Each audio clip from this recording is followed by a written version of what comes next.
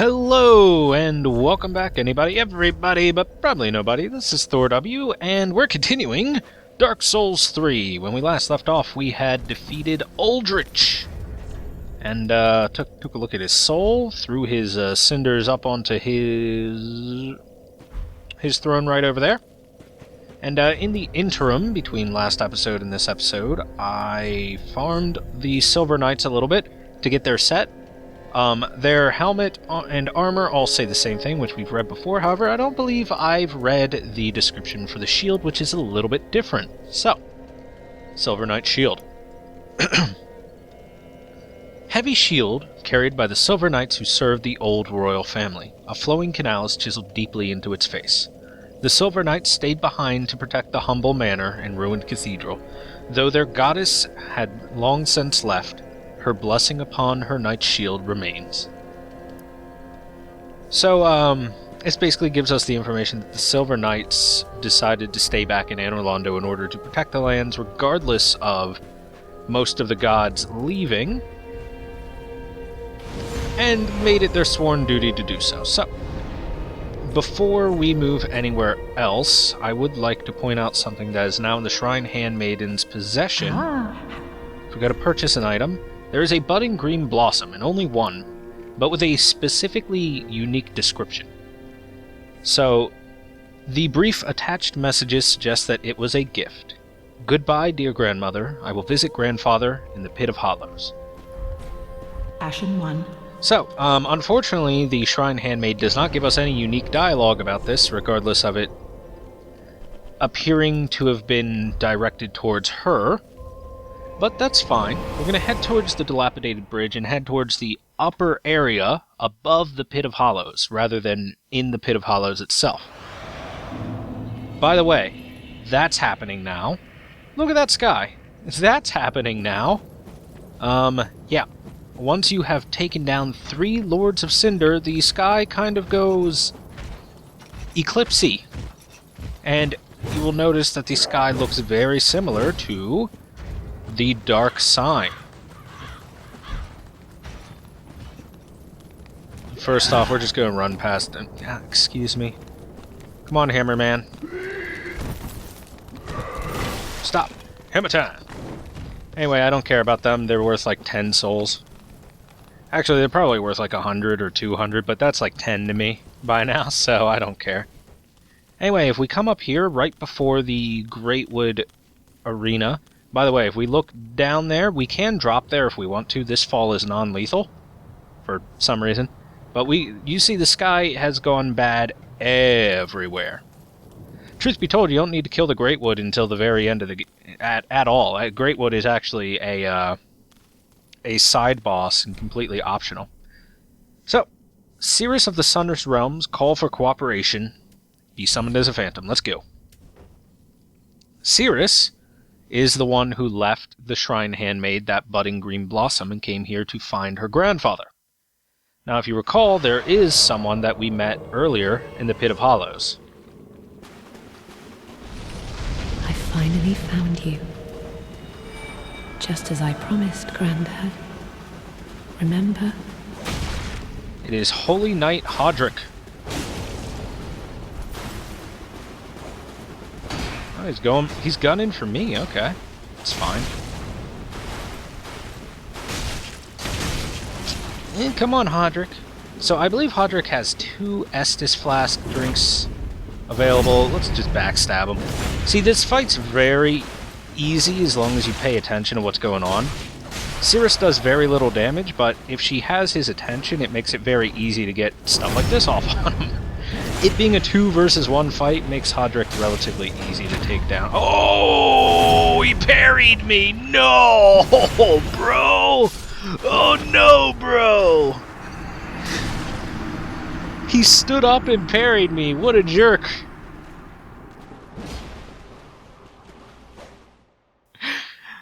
Well, that has not happened to me before, but okay. I'm glad we got that on camera.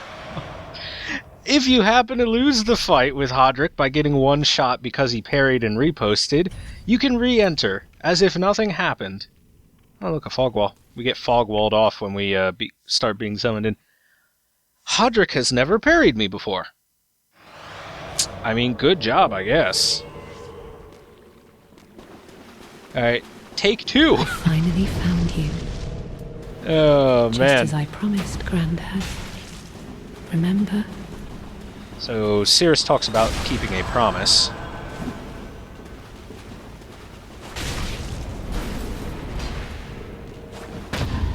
Whoa, no! Hodrick, when did you get good? When did Hodrick get so fucking good at parrying? I've never been parried by him before, and then suddenly he does it twice in a row. Interesting. Okay. Well, there's multiple ways that we can deal with people trying to parry us. There's multiple ways to deal with Hodrick doing this kind of shenanigans. Let's take one very simple way and make it just so that he will likely not one-shot us after a parry. Although now that I take this precaution, he's not going to parry me anymore. So let's equip Lloyd's shield ring so that I finally found if he you. happens to go for a parry, we'll have much more Just as I defense on that promised, hit. Grandad. Okay, Remember? yeah, let's two-hand as well. Although this can still be parried two-handed. Anyway, for Lloyd's shield ring to work, we do have to be full health, but which is a little unfortunate. Oh, you can't just guard against me like that. It's against the rules.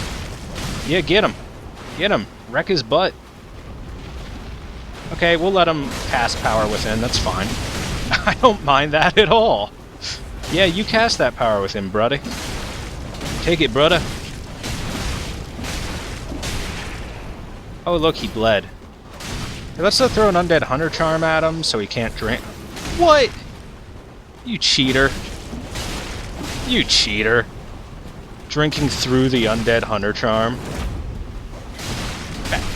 How did that not backstab? Eh, whatever. Alright, Hodrick. You're dead now. I mean, he hasn't even tried to parry at all since this attempt. I equipped the stupid shield thing and he doesn't even try to parry.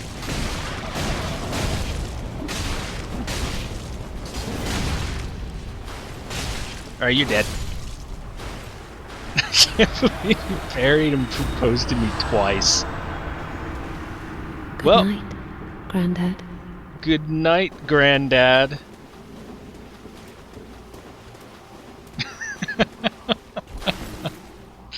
That was entertaining. That was real entertaining. Oh, a tiny bit of a waste of time, but still, very interesting that he was able to parry me not once, but twice. Anyway, to prove my point that we can jump down here, and we're fine. Doesn't make any logical sense whatsoever that we can drop that far without dying, but we can. Anyway, come down into the Pit of Hollows. Did I? Yeah, let's swap this back over to there. There we go. Come back down into the Pit of Hollows and go to where Hodrick once was, and you will get the Sunset equipment, which is Hodrick's equipment. Let's go ahead and take a peek at that. Sunset. Right here. Okay, cool. Helm of Hodrick, Holy Knight of the Sunless Realms. This light gold helm, named for its sunset hues, is now faded and wrapped in tainted rags. The sorry fool was known to wander the battlefield as a crazed ghoul, lashing out at friend and foe alike. Where's the other sunset stuff? Boop, boop, boop, boop, boop. Oh, it's actually probably down here somewhere. Oh, there we go. Same thing. Looks like it's just going to be the same thing every time on the sunset equipment. That's Xanthus, darn. I did go ahead and farm up a little bit of souls and buy all the various different armors that I can buy. Let's go ahead back to Firelink Shrine. And this is very near the end of everything that we have to do with Cirrus before she is done. Which is very good, because of the fact that until we finish Cirrus's quest, we can't do another NPC's quest. So, let's talk to Cirrus. Oh, There you are. Here I am. I'm afraid I've involved you in my affairs over a little promise at that. My sincerest thanks for your assistance. I wish you moved your lips. At last, my grandfather will rest in peace, and I can die. But there is one last. May I take a vow? To serve you as a knight. So you can refuse. If you refuse to accept her knightly vow, then, she will go hollow, and you will find her in the Pit of Hollows to kill her. However, by accepting it... Oh, I am most grateful. I, Cirrus, do hereby serve as your faithful knight. Wherever, whenever I am needed. My loyalty shall never waver. Blessing of the moon upon your journey. Did she, not finish her dialogue? If I may ever be of assistance. Weird. I am your knight, forever and true. Blessing of the moon upon your journey. And now Cirrus says she will help us no matter what. However, still do not do anything with Rosaria's Fingers Covenant, because Cirrus's quest is not over yet, and despite her swearing fealty to you, she's lying. She's a liar. If you do anything with Rosaria's Fingers Covenant, she will absolutely betray you and say, no, I can't even like you. Don't even like you and junk and stuff. All because you would have the gall to try and participate with another covenant. So, we're going to come out here outside of Firelink, past this dude.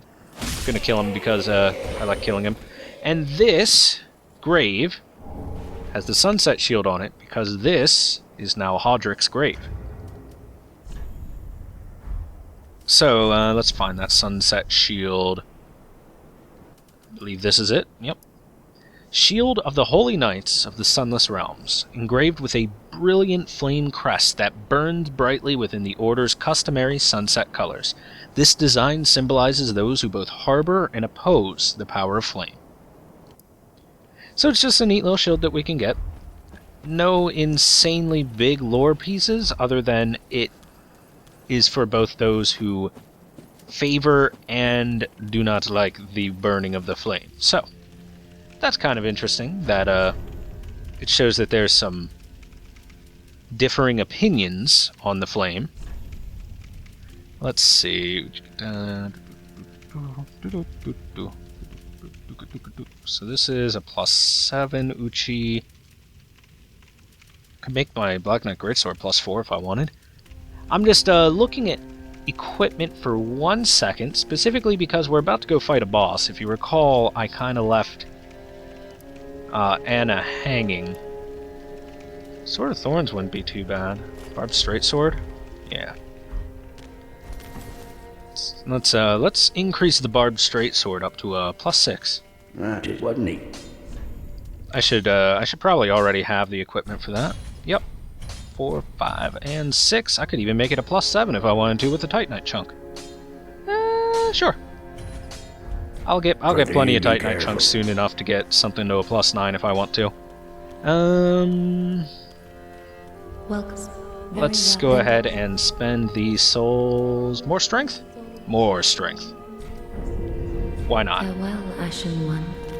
My levels are a mess. Anyway, if you recall, after we killed Aldrich, we were transported from Aldrich's boss room to to Lothric. Specifically, we were transported to Anna, who seemed to have a request for us to help out Prince Lothric. However, if we had talked to her then, we would have been pulled directly into a boss fight. Also, the sky looks so freaking cool. This looks so awesome from here. Look at that shit. That's so cool. Anyway, Lothric Castle has been looming over our world for such a long time, and we're finally going to enter into Lothric Castle. Excuse me, pardon me. Finally going to make our way into Lothric Castle. And the way through is is past Anna. If you had noticed, right behind her / above her had always been a ladder. So. Prince Lothric is in your hands. Please save his soul. Tell him what he must be, a lord. A lord. She dies and we get the Basin of Vows.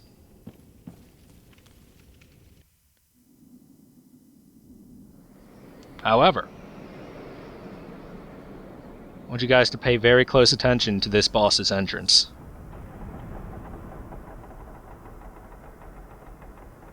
The candles are snuffed out, the doors close, and drips of water, dark water,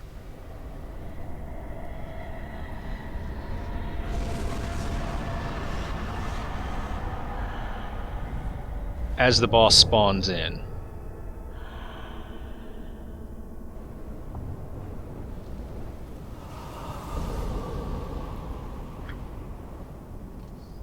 And behold, this is the Dancer of the Boreal Valley. Was one of the best soundtracks in the game, in my opinion.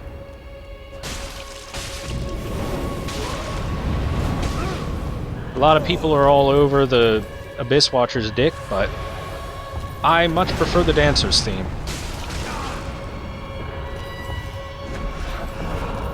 Man, I'm taking hits I shouldn't be taking. I know how to do this fight pretty well, so... Anyway, the Dancer is very susceptible to bleed, which is why we're using a Karthus Rouge and the Barbed Straight Sword. I think I might be too close. Now we're good. Okay, Phase 2 is beginning. Beyblade, let her rip! You can roll each and every one of those. Ooh, careful, careful, careful! It's the YOLO combo. That combo is freaking terrifying. Because it does so much damage. But the Dancer taken down very quickly if you bleed her. That's the easiest way to fight the Dancer, is through the power of bleeding! Which Karthus Rouge plus a weapon that naturally inflicts bleed will take care of it pretty quick. And the doors open naturally. And we get a dev message. Place the basin at the statue of the beheading knight. Well, let's go ahead and do that, shall we?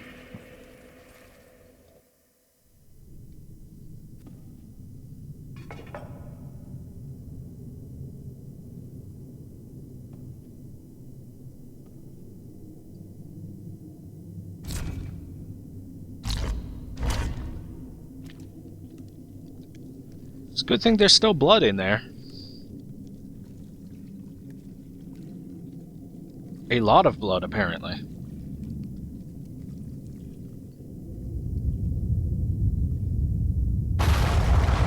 And so, I don't get how that works. I'm going to just call it magic, because obviously it's not an increased weight kind of thing. But anyway, magic makes that mechanism work, and suddenly the ladder drops down.